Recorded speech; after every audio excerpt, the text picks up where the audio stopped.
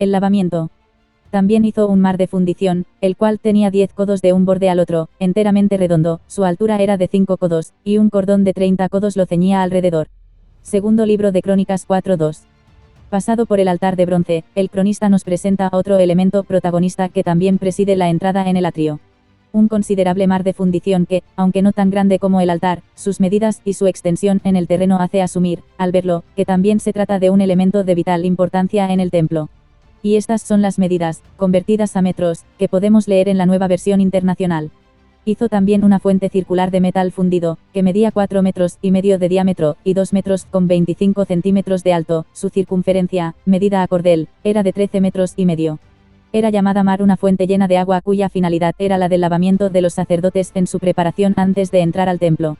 No se trataba de una costumbre casual u opcional, sino que el hecho de lavarse bien o no hacerlo podía suponerle la muerte inmediata a aquel sacerdote que quisiera acceder al santo lugar. Se dice que era enteramente redondo, sin aristas. También se nombra un cordón de algo más de 13 metros de diámetro que enmarcaba este mar. Poco se nombra en estudios bíblicos sobre la finalidad práctica de este cordón y su significado o sentido figurado. Lo que podemos pensar es que en la práctica podía servir para evitar que se esparciera de más el agua derramada. En cuanto a su significado y sentido figurado, podría sugerir una sumisión, una unión o un sello. Por otro lado, el agua contenida en este mar simboliza purificación y vida. Así que podemos ver juntos estos dos elementos, el altar de bronce y el mar de fundición. El primero es para muerte y el segundo es para vida, y en este atrio no puede existir el uno sin el otro. El orden, pues, era el siguiente: el sacerdote se purificaba en el mar de fundición antes y después del sacrificio ofrecido en el altar de bronce. La purificación previa aseguraba el máximo respeto hacia la ofrenda, de manera que el animal no fuese contaminado con las manos inmundas de los sacerdotes. El agua las purificaba. El siguiente lavamiento, y posterior al sacrificio, era algo más completo, y precedía a la entrada al templo. La práctica de purificarse en agua era conocida en el judaísmo como ablución o bautismo. Este tenía como finalidad el limpiarse de cualquier impureza, ya fuese física o espiritual, como en el caso de los copistas cuando, al reproducir las escrituras, escribían el nombre de Dios, Yahvé, cosa que ellos entendían que este hecho atentaba directamente al mandamiento que prohíbe tomar el nombre de Dios en vano. No tomarás el nombre de Jehová tu Dios en vano, porque no dará por inocente Jehová al que tomare su nombre en vano. Éxodo 20:7.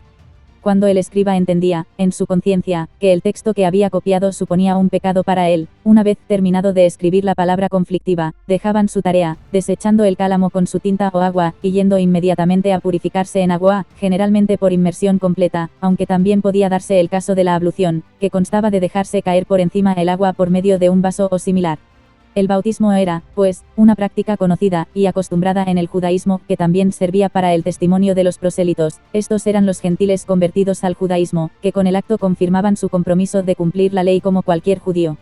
Los cristianos no solemos asimilar el bautismo como un concepto proveniente del antiguo pacto, sino como si Juan el Bautista de repente inaugurara esta práctica, en manifestación y reconocimiento del pecado de Israel. De hecho, el mismo Juan practicó la purificación por aguas en muchas ocasiones, según se sospecha, al pensarse que pudo tener mucho que ver con la comunidad del Qumrán, donde se reunía una secta especial de copistas y maestros de las escrituras, donde además existían unas pequeñas piscinas que usaban de forma rutinaria para su lavamiento de índole religiosa.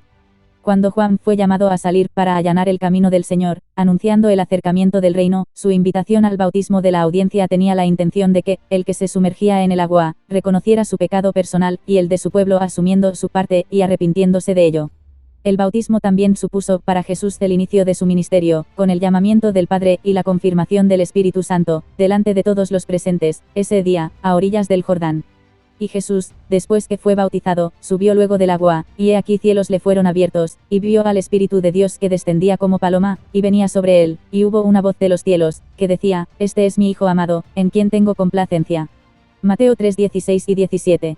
Ministerio por el que no solamente mostró su deidad, sino que también, viviendo como hombre, se sometía aún como siervo a la voluntad del Padre. Y a partir de Jesús, tras su muerte, resurrección y ascensión a la diestra del Padre, el bautismo pasó de ser una práctica material, es decir, sumergirse en agua, a adquirir una connotación espiritual por cuanto todo creyente es bautizado con el Espíritu Santo, y pasado, por él, de muerte a vida. Ya también dejaba de ser una práctica exclusiva de los judíos para pasar a extenderse a los gentiles, siendo Pedro el testigo de la conversión del primer gentil, redimido por la fe en la sangre de Jesucristo, hecho Hijo de Dios y puesto en su iglesia. Y cuando comencé a hablar, cayó el Espíritu Santo sobre ellos también, como sobre nosotros al principio. Entonces me acordé de lo dicho por el Señor, cuando dijo, Juan ciertamente bautizó en agua, mas vosotros seréis bautizados con el Espíritu Santo. Hechos 11, 15 y 16.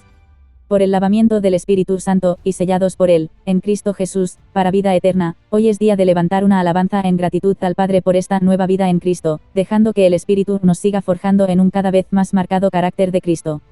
Porque nosotros también éramos en otro tiempo insensatos, rebeldes, extraviados, esclavos de concupiscencias y deleites diversos, viviendo en malicia y envidia, aborrecibles, y aborreciéndonos unos a otros, pero cuando se manifestó la bondad de Dios nuestro Salvador, y su amor para con los hombres, nos salvó, no por obras de justicia que nosotros hubiéramos hecho, sino por su misericordia, por el lavamiento de la regeneración, y por la renovación en el Espíritu Santo, el cual derramó en nosotros abundantemente por Jesucristo nuestro Salvador, para que justificados por su gracia, viniésemos a ser herederos conforme a la esperanza de la vida eterna.